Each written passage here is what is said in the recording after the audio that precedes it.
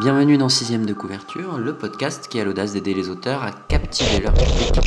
Fidèle à la tradition de l'épisode d'Halloween, je vous laisse découvrir Az l'Enchanteur dans sa découverte d'une maison pas comme les autres.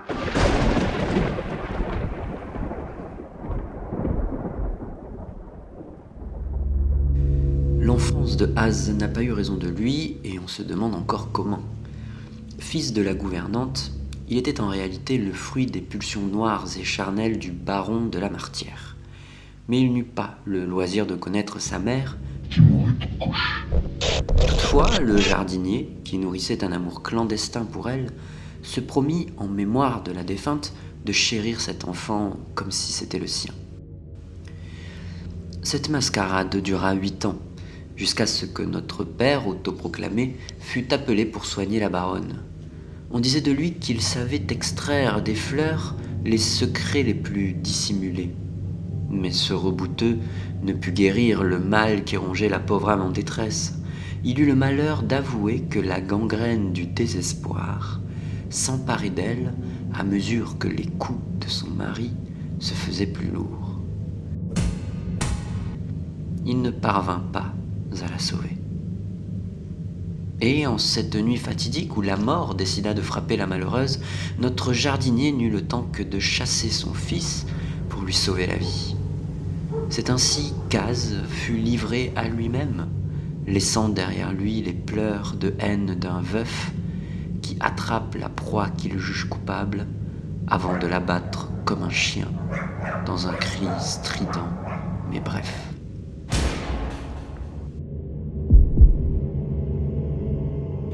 Après 3 jours aérés dans les ténèbres de la faim, Az fut recueilli par une troupe de saltimbanques aux mœurs libérées et au sens gargantuesque du spectacle.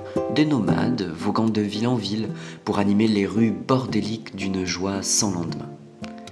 Ainsi, Az grandit dans la légèreté de la misère et l'amitié d'un avenir incertain. Malgré sa tragique histoire, Az l'Enchanteur développa pourtant un optimisme inhumain.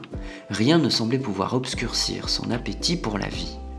Az enchantait systématiquement celles et ceux qui le côtoyaient. Non pas qu'il arborait une humeur joviale constante, mais il semblait provoquer chez ses comparses une persévérance dans la vie.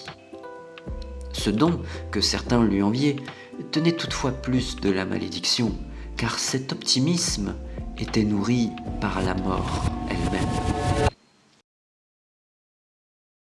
Az partageait avec elle une certaine amitié, car elle avait marqué son histoire dès ses premiers jours et durant toute son enfance. Az vivait avec elle à ses côtés. Ne plus avoir peur de la mort lui enlevait tout trouble dans la vie. Mais cela lui offrait surtout la capacité de discerner l'invisible, voilé de peur et de désespoir que certains appellent aujourd'hui encore les fantômes.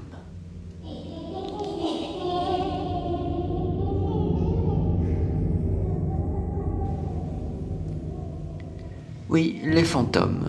Az avait plus d'amis morts que vivants. Cette particularité lui offrit l'opportunité de spectacles grandioses, sidérant un public consterné. Mais les fantômes ont bien des secrets captivants qui deviennent inévitablement dérangeants pour les vivants. Az ne pouvait pas rester plus de 3 jours dans une ville sans finir par en être chassé pour hérésie et profanation des morts. C'est après un énième événement similaire qu'Az choisit de s'arrêter dans un vaste champ déserté. Là, au moins, il serait tranquille pour la nuit. Ce champ n'avait que pour seul habitant une triste maison au crépi rongé par l'humidité. Du moins, c'est ce qu'Az pensa en arrivant. Il s'approcha de la maison qui s'élevait dans le ciel, maigre et tordue, comme si ses os de bois craquaient sous un poids invisible. La chair de pierre grise, suintante, était striée de mousse noire. Les fenêtres, hautes et étroites, ressemblaient à de tristes orbites. Certaines étaient aveugles de planches cloutées dans la pierre, d'autres laissaient entrevoir une noirceur intérieure, comme un regard qui se perd dans le néant. Le toit, affaissé à certains endroits, était hérissé de tuiles brisées qui pointaient vers le ciel comme des crocs. Une cheminée inclinée, presque branlante, exhalait une haleine de suie et de maladresse. La porte d'entrée, lourde, portait les cicatrices d'anciennes griffures, larges, profondes, comme si quelque chose avait cherché à sortir plutôt qu'à entrer. Ce détail invita l'effroi sur la peau de notre héros. Az resta immobile un instant, la maison ne semblait pas abandonnée ou livrée à elle-même, elle attendait.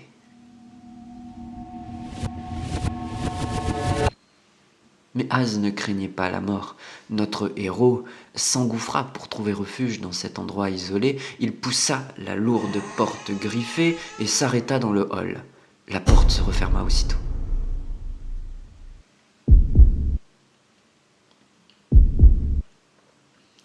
Dans l'obscurité, troublé par quelques rayons hasardeux de la lune, il sentit la vibration de la maison pulser autour de lui comme un cœur monstrueux. Les murs respiraient. Lentement, lourdement, chaque expiration faisait frémir la poussière du sol. L'air épais semblait gorgé de murmures. Ce n'était pas un simple bruit, c'était presque une langue qui lui léchait l'oreille. Un chuchotement sans mots qui s'insinuait dans son esprit, modelant des pensées qui n'étaient pas les siennes.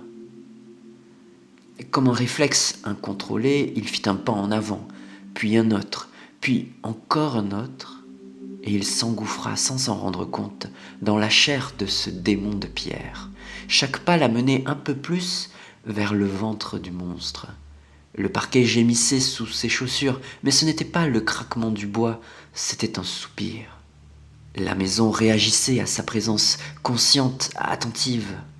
À mesure qu'il avançait, les couloirs se tordaient imperceptiblement. Le plancher semblait s'allonger, les murs se rapprochaient comme une gorge qui se referme, qui se noue autour de sa proie. Az fut alors assailli de multiples voix qui prirent 1000 intonations. La maison n'en était pas à sa première victime, les morts voulaient une vengeance ou un ami de plus. Il tenta de les ignorer, mais dans un fait troublant, il finit par entendre une voix familière, la sienne. Comme s'il était déjà digéré, comme s'il faisait déjà partie de la maison. Un vertige le saisit, il s'agenouilla sur le sol, la maison commençait son repas. Ses échos affolants, tels des sucs digestifs, son esprit se dilapidait à mesure que la maison le rongeait. Il serra les dents, le souffle court, cherchant la sortie, mais le couloir derrière lui avait disparu. Seul restait ce long boyau de bois et de pierre pour le mener jusqu'à sa fin. Et pourtant, au milieu de cette folie rampante, une idée s'imposa à lui. La maison ne pouvait peut-être pas le tuer, mais elle voulait qu'il cède. Alors il trouva la force de se lever, et tous les fantômes apparurent devant lui. Dans un regard figé vers la mort, il choisit de ne pas renoncer. Il se mit à courir sans savoir où aller, dans le dédale de pièces qui semblait être infini. Le souffle lui manquait, il avançait sans respirer, dans un ultime élan vers la vie, avant que la mort ne l'avale. Il courut sans s'arrêter, sans savoir où aller, poussé seulement par la persistance de la vie. Et dans un miracle qui inspira même les fantômes autour de lui, ceux-ci lui indiquèrent la sortie. Il se jeta sur la grande porte, lourde et griffée, qui céda sous le poids de son élan et de sa pugnacité. Az s'aplatit lourdement sur le sol du portique. La maison venait de vomir pour la première fois. Et dans les ténèbres de la nuit, on entendit le rire d'un homme qui survit.